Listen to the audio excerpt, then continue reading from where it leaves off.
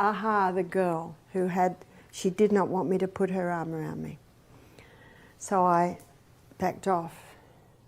She wanted to see me a little bit later. She said, I heard your lecture on forgiveness.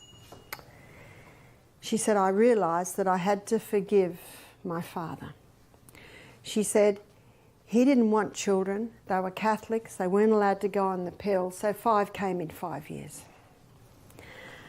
She said, he would beat me and then he would rape me.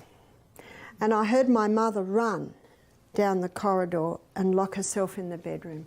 So you know what she found she had to forgive? She had to forgive her father, and she had to forgive her mother for not protecting her.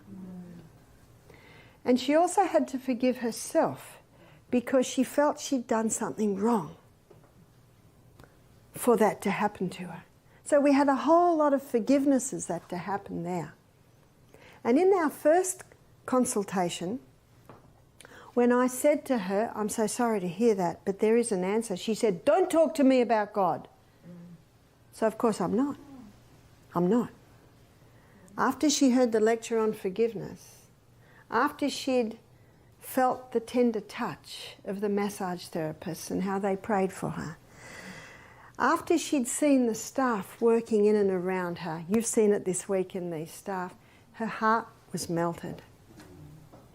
It was melted. She'd had a very, very difficult association with a church group at one stage who did not want her in their church because of what had happened to her. Ooh, that hurt to hear that. But she saw something different. Was it the shout of a king? Was it the shout of the king that she saw?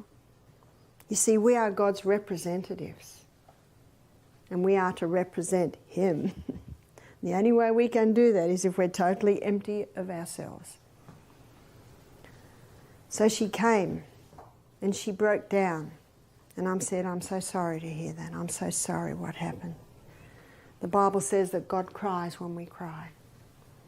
And I showed her Luke 17, chapter 1, where the Bible says it's impossible, but these offences will happen. But woe to him by whom they come.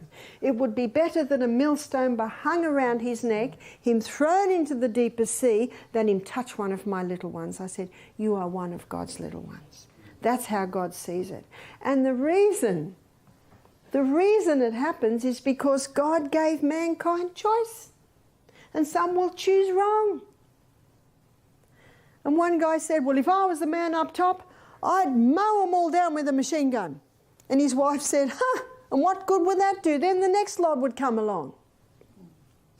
It's a heart problem. And if God comes along with a machine gun, now he's taken away choice.